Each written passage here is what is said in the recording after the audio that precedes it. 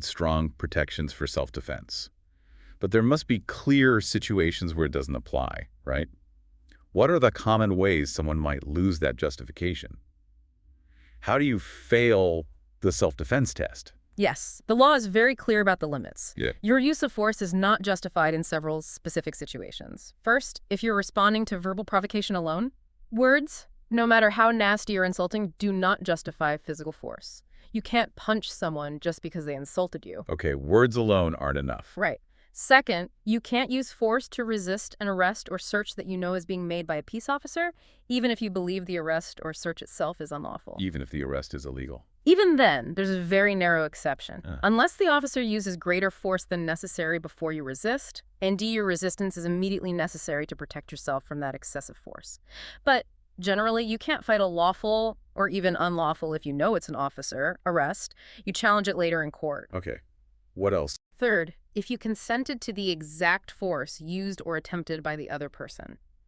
As we discussed with consent earlier, you can't agree to a fair fight and then claim self-defense when you start losing unless the other person escalates beyond the agreed-upon level.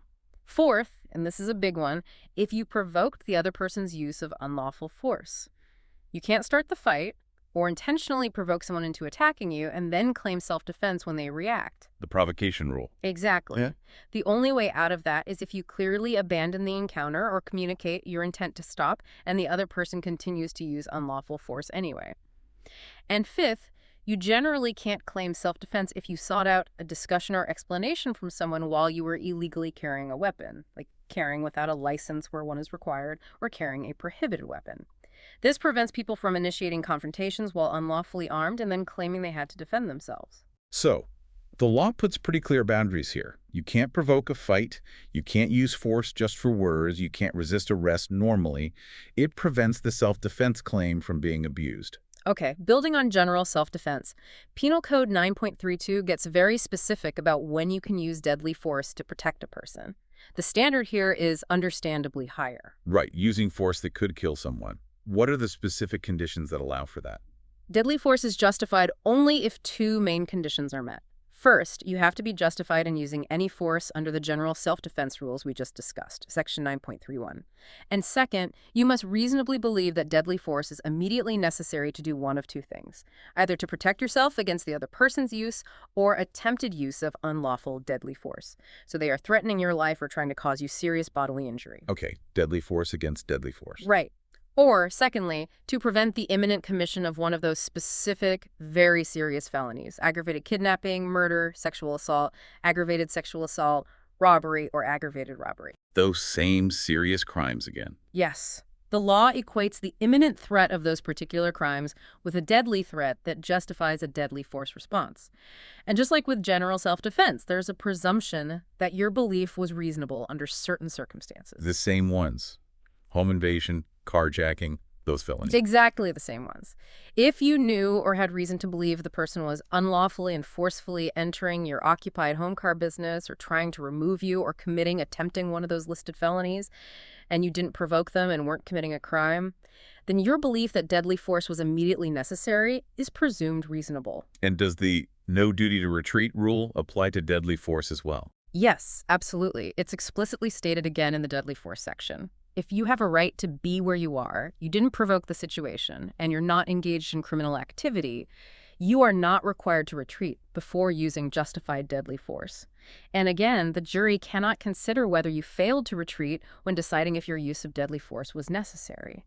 This strongly reinforces that stand your ground principle, even when lethal force is involved, for instance, in defending your home against an armed intruder. Okay, so you can defend yourself. What about defending someone else? If you see someone else being attacked, can you step in using force? Yes, the law allows for that under Penal Code 9.33, defense of third person. You are justified in using force, or even deadly force, to protect a third person if two conditions are met. First, under the circumstances as you reasonably believe them to be, you would be justified in using that level of force, or deadly force, to protect yourself against the unlawful force you perceive threatening the third person. So you put yourself in their shoes, basically. Essentially, yes. You assess the threat to them as if it were directed at you. And second, you must reasonably believe that your intervention is immediately necessary to protect that third person. So if you see someone facing a threat where you would be justified using self-defense or deadly force if the threat is that severe, you're generally justified in stepping in to protect them. That seems like a pretty common sense extension of self-defense. Penal Code 9.34 covers a couple of other specific situations for protecting life or health, even when it's not defense against an aggressor. First, it says you are justified in using force, but not deadly force, to prevent another person from committing suicide or inflicting serious bodily injury on themselves. This gives legal backing for, say, physically stopping someone from jumping off a bridge, but limits it to non-lethal force. Okay, preventing self-harm. Right. Second, it says both force and deadly force are justified if you reasonably believe it's immediately necessary to preserve someone else's life in an emergency. This seems aimed at very extreme life-or-death rescue situations, perhaps like using force to pull someone from imminent danger. It's a very high bar. Immediately necessary to preserve life. #HH, protection of property. Penal Code 9.41, 9.42, 9.43, 9.44. All right, we've talked a lot about protecting people. What about protecting property, your stuff? Can you use force or even deadly force to defend your belongings? This area of the law really spells out that fine line between reasonably defending your property and going too far. Under Penal Code 9.41, protection of one's own property, you are justified in using force but not deadly force to prevent or stop someone from trespassing on your land or unlawfully interfering with your tangible, movable property, like stealing something you're holding. You're also justified in using force, again, not deadly, to immediately re-enter your land or recover your property right after someone wrongfully took it if they had no claim to it or used force, threats, or fraud. Okay, so I can use reasonable force, like maybe pushing someone off my property if they're trespassing or grabbing back something they just snatched from me. But I can't shoot them just for being on my lawn or taking my wallet. Exactly. Non-deadly force is generally the limit for just protecting property itself. However, deadly force can be justified to protect property, but only under very specific and limited circumstances laid out in Penal Code 9.42. You are justified in using deadly force to protect land or tangible movable property, IF. First, you'd be justified in using non-deadly force under 9.41. And second, you reasonably believe the deadly force is immediately necessary to prevent the imminent commission of certain serious property crimes, specifically arson, burglary, robbery, aggravated robbery, or theft or criminal mischief committed during the nighttime. Ah, the nighttime qualifier again. That's key. It is absolutely key for theft and criminal mischief. Deadly force is generally justifiable against those only at night. It is justifiable against arson, burglary, robbery, and aggravated robbery day or night. Or deadly force might be justified to prevent someone who just committed burglary, robbery, aggravated robbery, or theft during the nighttime from escaping with the property. So stopping them from getting away with the loot after those specific crimes, especially at night for theft. Right. And there's a third crucial condition for using deadly force for property. You must reasonably believe that the property cannot be protected or recovered by any other means, or that using non-deadly force would expose you or someone else to a substantial risk of death or serious bodily injury. So it really has to be a last resort, or the situation has to be inherently dangerous. That nighttime factor for theft and mischief is a detail you definitely don't want to miss. It really changes the legal calculation. It's a critical distinction, likely reflecting the idea that crimes committed under cover of darkness often pose a greater potential threat. Penal Code 9.43 then extends these principles to protecting a third person's property. You can use force or deadly force to protect someone else's property if you'd be justified protecting your own under 9.41 or 9.42, and D, you reasonably believe the interference is theft or criminal mischief, or you have a legal duty to protect their property, or they asked for help, or they're a close family member under your care. Finally, Section 9.44 deals with using devices to protect property like fences or alarms. It says such devices are justified if they're not designed to cause death or serious bodily injury or known to create a substantial risk of it, and their use is reasonable. Basically, no deadly booby traps. And this really raises that important question for you, the listener. What do these very specific conditions for using force, especially deadly force for property, tell us about the value the law places on property versus human life? The law seems to clearly prioritize life, allowing deadly force for property only in very narrow circumstances, usually when the property crime itself poses a direct threat to safety like burglary or robbery, or happens under the heightened risk of nighttime. #tied to number 3, special relationships and use of force. Okay, so beyond self-defense and protecting property, the law also specifically addresses using force within certain established relationships, right? Like parents and children or teachers and students. Yes, exactly. What's interesting here is how the law recognizes the unique responsibilities and authority that exist within these specific relationships. It allows for the use of necessary force in these contexts, but always with very clear limitations primarily, that deadly force is almost never justified.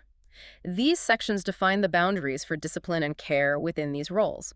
Let's start with parent-child, which is Penal Code 9.61. It states that the use of force, but explicitly not deadly force against a child younger than 18 years old, is justified IF. The actor is the child's parent or step-parent, or someone acting in loco parentis. That means acting in the place of a parent, like a grandparent, a legal guardian, someone directed by a court, or even someone who has the parent's express or implied consent to discipline the child. Okay, so parents are those acting like parents. Right. And the actor must reasonably believe that the force is necessary either to discipline the child or to safeguard or promote the child's welfare. So Parents and guardians have legal justification to use reasonable force for discipline or protection, like stopping a child from running into the street. But there's that absolute bright line: no deadly force. It allows for reasonable discipline without crossing into criminal abuse. Similarly, Penal Code 9.62 addresses the educator-student relationship. It says that the use of force, again, not deadly force against a person, is justified if the actor is someone entrusted with the care, supervision, or administration of that person for a special purpose. Think teachers, coaches, maybe daycare providers. Okay, people with specific supervisory roles. Exactly. And the actor must reasonably believe the force is necessary to further that special purpose, like teaching or coaching, or to maintain discipline within a group, like breaking up a fight in the classroom. So this is the legal basis for things like a teacher physically separating students who are fighting, or maybe a coach using hands-on guidance. But again, deadly force is completely off the table. It defines the acceptable limits of physical intervention in an educational or similar setting. And finally, there's Penal Code 9.63, which deals with the guardian-incompetent relationship. It justifies the use of force, once again, not deadly force, against a mentally incompetent person if the actor is the incompetent person's guardian or someone else similarly responsible for their general care and supervision, and the actor reasonably believes the force is necessary either to safeguard and promote the incompetent person's welfare, like preventing them from harming themselves, or if the incompetent person is in an institution, to maintain discipline within that institution. So connecting this to the bigger picture, these specific provisions really highlight how the law recognizes the authority needed by figures in certain caregiving or supervisory roles. They ensure these individuals can fulfill their duties, which sometimes requires physical intervention, while imposing strict limits, mainly the prohibition of deadly force, to protect the vulnerable individuals under their care. They balance authority with protection. Okay, we've covered a lot about the offenses themselves and the justifications for using force. Now let's shift to how law enforcement actually applies these laws. Specifically, things like when can they arrest someone without a warrant, and how do they investigate these kinds of cases? This is the practical side, how these statutes play out on the street. Exactly. And what's particularly insightful here is seeing how certain offenses we've discussed actually grant specific powers to officers. They allow police to act quickly, often without needing a warrant first, specifically to prevent further harm. It really showcases the proactive role the law empowers law enforcement to take in keeping people safe. The Code of Criminal Procedure, or CCP, Chapter 14, outlines when peace officers in Texas may arrest someone without a warrant. This authority is crucial for immediate intervention in many situations. Some are pretty standard, like if they have probable cause, a felony has been committed and the person might escape, or if any offense is committed right there in their presence or view. Right, those seem like basic police powers. But are there specific warrantless arrest powers directly tied to the threatening and assaultive offenses we've been talking about today? Yes, absolutely, and these are highly relevant to our discussion. One of the most critical powers allows officers to arrest without a warrant if they have probable cause that an offense involving family violence has occurred. That seems huge for domestic situations. It is huge. It allows officers to intervene immediately in domestic disputes, which often happen privately, without having to pause and get a judge's permission via a warrant. The goal is immediate safety. Similarly, officers can arrest without a warrant if they have probable cause that a bodily injury assault happened, even outside a family context. And they have probable cause that there's a danger of further bodily injury to that victim. This lets them step in quickly in escalating fights to prevent more harm. Okay, preventing further injury. Yes. Another specific one. They can make a warrantless arrest if they have probable cause that someone prevented or interfered with another person making an emergency phone call. That specific offense, interference with emergency request for assistance, directly enables immediate arrest. And finally, regarding protective orders. If an officer has probable cause to believe someone has violated a protective order, the law says they shall arrest that person if the violation occurred in the officer's presence. That's a mandatory arrest, not discretionary, designed to enforce those court orders swiftly. It's also worth noting that when officers respond to a family violence call, the law puts specific duties on them. If they need to verify the allegations or check for protective order violations, officers shall remain at the scene long enough to do that and prevent further violence. The public duty justification we talked about earlier applies to officers doing this, justifying their presence and actions needed to keep the peace. So officers have quite a bit of authority, especially in family violence cases, or when someone's immediate safety seems at risk, to make an arrest right then and there without waiting for a warrant. It really seems designed for immediate intervention and harm prevention, reflecting how serious these situations can be. Beyond just making arrests after something happens, officers also have in a sense, yes, for prevention. And CCP 6.07 reinforces this. If an offense is about to be committed right in an officer's presence or view, the officer shall prevent it. They must use only the force necessary, no more than needed, and critically, the law says their conduct in preventing the offense is regulated by the same rules as a victim defending themselves, meaning the officer can use all force necessary to repel the aggression they're witnessing. So an officer seeing an assault about to happen isn't just allowed to intervene, they have a duty to intervene. And they have the same justification for using force as the person being attacked would have. This really raises an important question for you, the listener. How does this duty empower officers to be proactive, to step in before someone gets hurt? And what complex ethical judgments does it require them to make about what level of force is necessary in those fast-moving situations? It clearly emphasizes prevention as a core function of policing. Okay, so after an assault has happened and the police are investigating, what are the main challenges they face? It must be tricky, especially as you mentioned, if the victim knows the person who assaulted them. It's often very challenging exactly for that reason. In a large number of assault cases, the victim knows the assailant us work here. It could be a family member, partner, friend, acquaintance. This can lead to victims later becoming reluctant to cooperate or deciding they don't want to press charges, maybe due to fear, emotional ties, or other pressures. This makes the initial investigation absolutely critical. Officers need to gather as much objective evidence as possible right away, knowing the victim's statement might change later. That makes a lot of sense. They need evidence beyond just what the victim says at that moment. Yeah. So what are the key investigative questions an officer would focus on to try and build that objective picture of what happened? They'll approach it very systematically. The first and often most crucial question is there a family violence relationship? As we've seen, this impacts everything, potential charges, enhancements, arrest powers. So establishing the relationship between the parties is step one. Okay, relationship first. Then what? Then they'll carefully examine the victim for defensive wounds. Are there bruises on the backs of their arms or hands, on their legs or back? Things consistent with trying to shield themselves, maybe curling up? They'll also look at the suspect, if present, and compare injuries. Do the victims and suspect's wounds match their stories and the physical scene? For example, if the suspect claims self-defense, do they have scratches on their arms, face, or neck, bite marks, pulled hair, injuries consistent with the victim fighting back? Do the injuries make sense with the environment where it happened? Trying to corroborate the stories with physical evidence. Exactly. They'll also try to determine, was it mutual combat? Were both parties actively fighting, or was one clearly the primary aggressor and the other mainly defending? They need to consider, was the suspect physically capable of committing the alleged act? And, critically, were there any legal justifications like self-defense under the rules we discussed for either the suspect's actions or maybe even the victim's actions if they fought back? They'll also focus heavily on what was said that could show intent.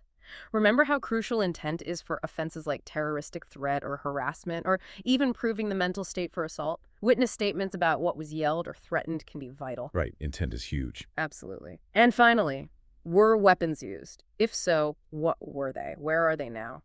And based on the injuries and other evidence, are there elements present for strangulation, looking for specific signs like petechiae, neck injury, difficulty breathing reported, or aggravated assault, signs of serious bodily injury or evidence a deadly weapon was used or exhibited? Wow. That gives you a real glimpse into just how complex these assault investigations are. It's not just taking a report. Right. Every detail, from the relationship to the types of wounds to the exact words used to the location of injuries, has to be carefully documented and analyzed to figure out what really happened and apply the correct legal framework. It's a lot more involved than people might realize. Hashtag tag outro. Wow, okay. We have covered a tremendous amount of ground today. We've really unpacked this intricate world of threatening and assaultive offenses, everything from, basic harassment all the way up to aggravated kidnapping. And we explored that whole fascinating array of justifications for using force. What a journey through these critical parts of the Penal Code. You really can see how the legal system tries, doesn't it? It tries to balance protecting individual liberty and safety with the need for public order and holding people accountable.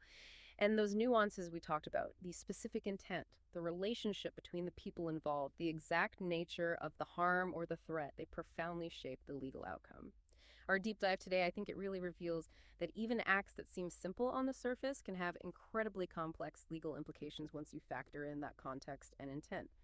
Getting a comprehensive handle on this is crucial, whether you're totally new to these legal ideas or just looking to deepen your understanding. So what does all this mean for you listening right now? Well, hopefully, understanding these distinctions empowers you. It gives you knowledge. Maybe it helps you recognize a situation that crosses a legal line, or understand your rights if you ever need to defend yourself. Or maybe it just gives you a better appreciation for the complexities law enforcement deals with every single day when they respond to these kinds of calls. It's really about being well-informed, being able to pick out those vital details in situations that can have really serious consequences. Exactly. The more informed you are, the better equipped you are, really, to navigate the world around you and understand the protections but also the responsibilities that come with living in our society under these laws. And as always, we want to leave you with a final provocative thought to chew on. Given how detailed the criteria are for things like consent as a defense, or that very specific no duty to retreat rule, how might a deeper public understanding of these precise legal parameters actually change things? How might it change how individuals react when they feel threatened? And how might it change how these cases are perceived, maybe even judged, in the court of public opinion? It's a fascinating intersection of law, individual action, and public perception. Thank you so much for joining us on this deep dive into threatening and assaultive offenses. We hope you found it informative. And we hope you'll continue to explore these critical topics with us in future deep dives.